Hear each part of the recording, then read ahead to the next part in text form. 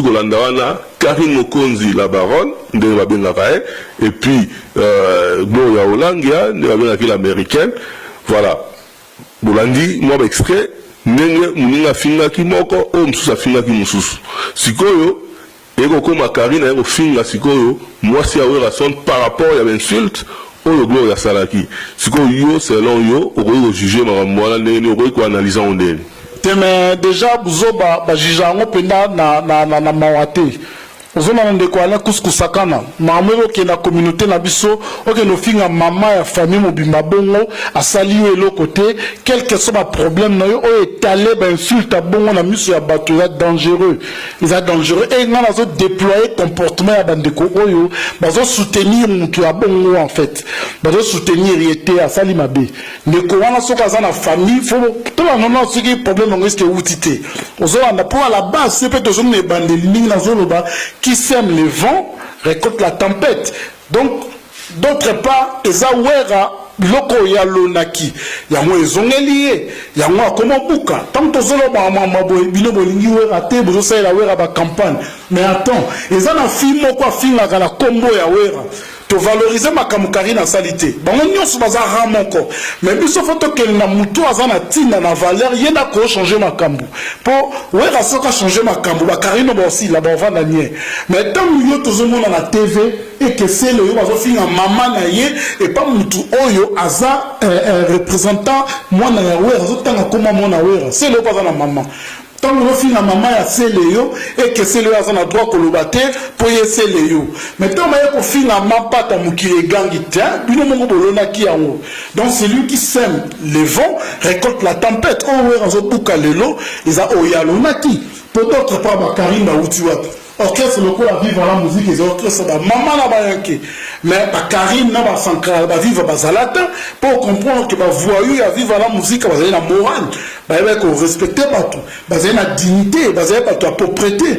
Mais lelo ba voyou ya maison mère tant que na ngobongo. Ba voyou ya maison mère au moins na fimo gazo di mamikolo, au moins na ba président a fan club. Ba zo soutenir yeboti que la biso ya zo défendre l'orchestre. Au moins na bena maman mokolo a côté na vidéo bongo a oui nene mwana wana zo finga na landa ki vidéo ne ba fingi mama ya seleyo na vidéo wana esalinga malilis uyewe razaki wapi po apekisa mwana wana ke tika mama na yefinga ta seleyo mama pasteur azalaki wapi po lo baki ozo bebisa image ya mobile nanga elelo omoni ezongeli bango. En tout cas, au moment où ils ont eu le bango, nous avons pas toi la temps de l'été parce que ce total, nous avons le bas. Nous avons asséné vent à récolter tempête, bien sûr, mais tout ce qu'on a plan Oyo Karine a fingi. Moi, tu comprends que nous sommes allés outils na Werason parce que Yemoro a bandagi l'école de Sankara, il y a Sankara til et l'eau et bien sûr Karine, ou à moi na ba ko finga ba Sankara le l'eau, tout le monde ba débordement au Karine a sali. Est-ce que malgré, est-ce que ezala qui peut tout dit Karine a clashara, mais à comment jamais le niveau là, est-ce qu'elle débordé trop par rapport à la clash naï? Mais ils ont un réservoir dans le monde quoi les couscous-sakana.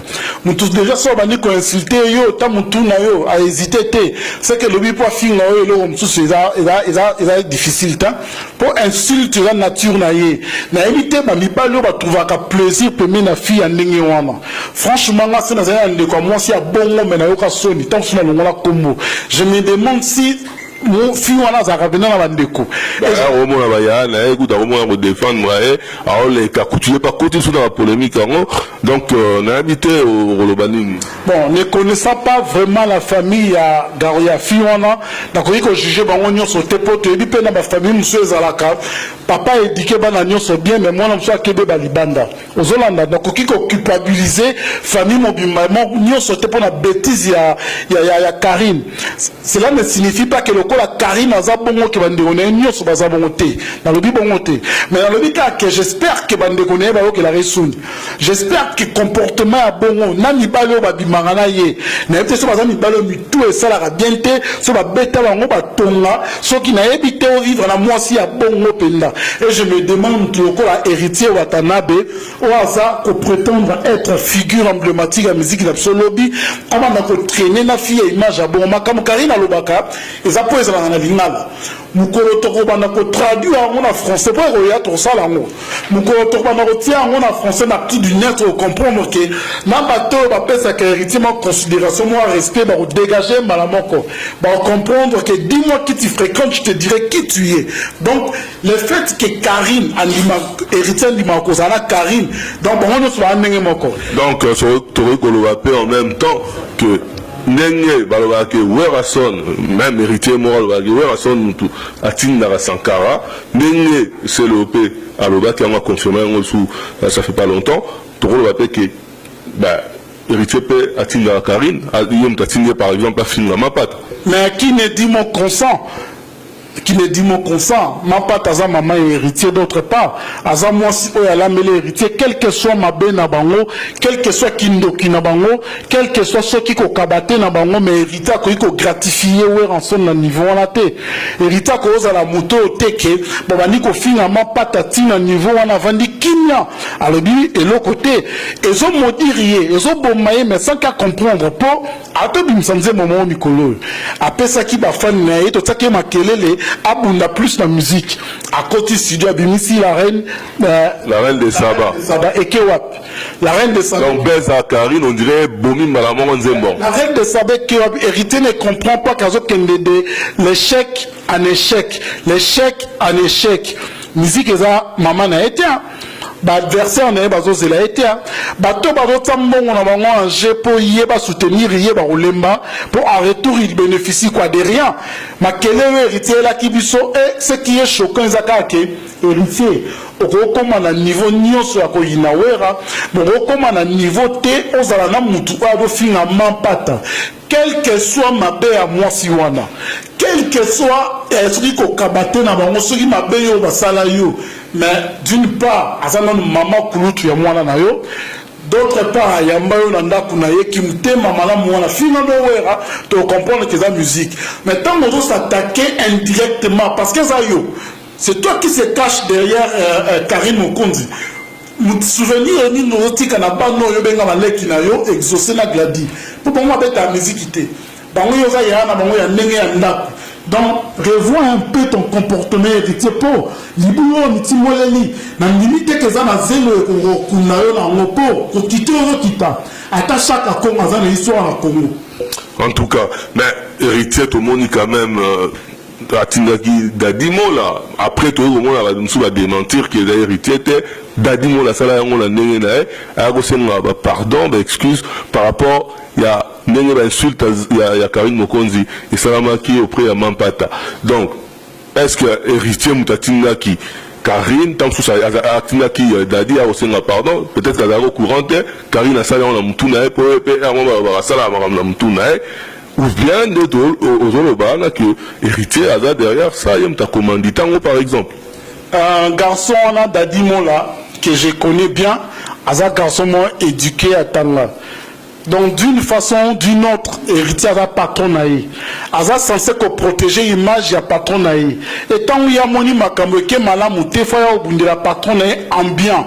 Mais le coup la communauté n'a fait comme plus na ba bêtise. Voilà l'homme invisible Alain Kouskou-Sakana. Dadimo là, Aza garçon très intelligent. Et je m'étonne comment on a battu belé, surtout battu ya poto. Bandego ya poto, bilon de faut poser à maëli. Pour classe na poto za la refélé. Éducation na poto c'est un peu facile pour papa zolu que le pénal li pa teli pa l'école pe zaka. Mais on les bosse à la maëli, on les doit apporter en plus na bino ba no bozo botamawa. Boza kutu plus ba zoba ko le kabana na biso ba cheke na gishasa. Na biso ba tozi be na la te ba chance rotanga ba école bino bozo tanga wa te. Toza bozobo bino mwana ngote.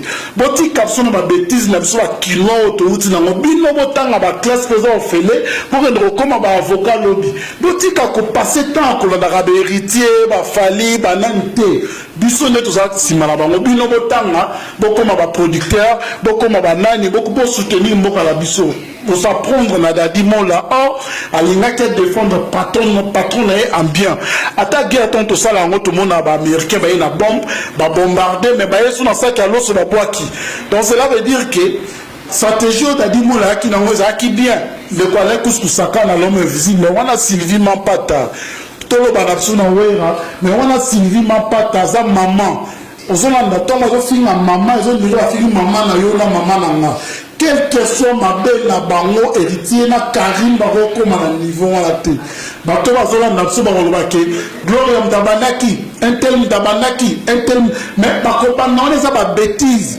si Gloria bandaki elakisi te ke lokola bandaki na ndenge ya bétise faut bosafonce na bétise ndenge mona ye te fayaki botika biso tobelela Gloria olangi ki osali bétise ya koya kofinga famille ya Karim Mokonzi donc c'est un peu ça c'est déplorable Nicolas Kouskou-Sakana.